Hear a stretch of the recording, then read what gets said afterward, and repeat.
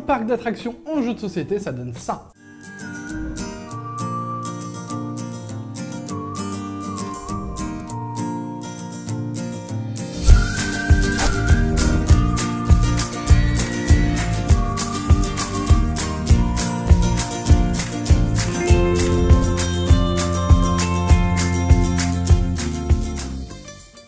Bonjour et bienvenue dans Dungeon Attack. Aujourd'hui nous allons parler de Funfair. Funfair est un jeu sorti en 2012, il réimplémente Unfair qui lui est sorti en 2017. Le jeu peut se jouer de 2 à 4 joueurs pour des parties qui font entre 30 et 60 minutes. Le jeu est édité par Lucky Duck Games qui a fait des jeux tels que Calico ou bien Flamecraft ou bien Dice Throne dont on a déjà parlé. Je vais vous mettre la review de Dice Throne par là. Je sais plus si c'est à gauche ou à droite, donc ce sera par là. Les illustrations viennent de Mr. Cuddington, un duo d'artistes qui est assez connu pour avoir dessiné certaines éditions du jeu Santorini. Funfair est un jeu de draft sur le thème des parcs d'attractions. Le but, ce sera de construire le meilleur parc possible. À travers différentes étapes, vous aurez la possibilité de créer, d'améliorer, d'embaucher du personnel et de finir divers objectifs pour avoir le score le plus haut à la fin de la partie, ce qui fera de vous le vainqueur. Allez, on va rapidement parler du gameplay avant de passer à mon avis. Le jeu se joue avec un plateau central où sera divisé les différents paquets de cartes. Il y a aussi une zone où vous pourrez suivre l'avancement du tour, avec une petite figurine absolument adorable. Plateau qui d'ailleurs est double face, il propose deux mises en place différentes, une face à face et une côte à côte. C'est sympa si vous jouez à deux. Vous commencez le jeu avec une carte porte qui représente l'entrée de votre parc. Vous aurez aussi une carte attraction phare, donnée au début de la partie de manière aléatoire, ainsi que 30 pièces, histoire que vous puissiez commencer à acheter des trucs. La carte attraction phare sera mise de côté, son coût est assez élevé. Vous pourrez la jouer dès que vous pouvez la payer, vous inquiétez pas. En revanche, son prix à chaque tour sera réduit de 5. Et oui, votre attraction phare incite des investisseurs à mettre un petit peu d'argent dans votre parc. Cela est représenté par le fait de mettre 5 pièces sur votre carte à chaque tour, jusqu'à ce qu'elle devienne gratuite. À vous de voir si vous voulez la construire tôt ou l'avoir gratuite plus tard, sachant qu'elle a un avantage. Et oui, quand vous construisez votre attraction phare dans votre parc, vous débloquez une manche supplémentaire qui est juste là. Les cartes présentent l'élément principal du jeu, je vais donc vous montrer un petit peu leur composition. Vous trouverez en haut de la carte son nom, à sa gauche vous aurez un icône, il va déterminer le type de carte que c'est, attraction, amélioration ou icône de personnel. À droite du nom de la carte, il pourra se trouver des étoiles, elles représentent la rentabilité des cartes. Une étoile égale une pièce à la fin du tour, 2 étoiles, 2 pièces, etc., etc.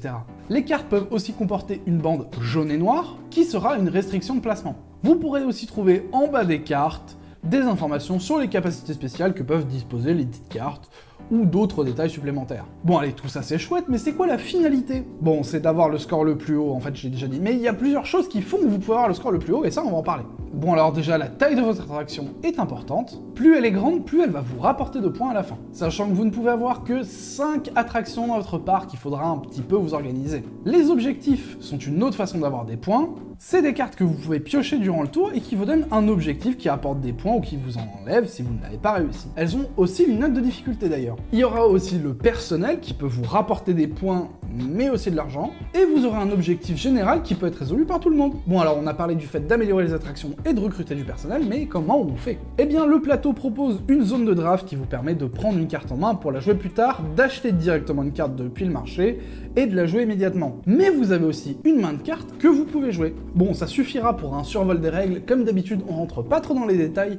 Si vous voulez que je fasse une vidéo règle de Funfair ou bien un gameplay, soyons fous, pourquoi pas un gameplay, dites-le moi en commentaire et je verrai ce que je peux faire pour vous. Allez, on passe à mon avis. Bon, pour ce qui est du gameplay, il y a un truc que je peux vous dire, c'est que je n'aime pas les jeux de draft et de marché ouvert. Mais c'est pas vraiment le cas ici, donc ça passe. En fait, le draft est là certes, mais comme on peut piocher directement dans le deck de cartes, ou bien jouer les cartes de sa main, et ben ça va, ça fait que c'est pas un élément qui est trop présent. J'aime aussi beaucoup le fait de pouvoir améliorer ces attractions, je trouve que ça donne un système de progression assez sympa. Et les attractions peuvent d'ailleurs donner lieu à des interactions rigolotes, par exemple avoir un grand 8 dans son parc et un stand de fruits de mer. Vous imaginez l'interaction entre les deux?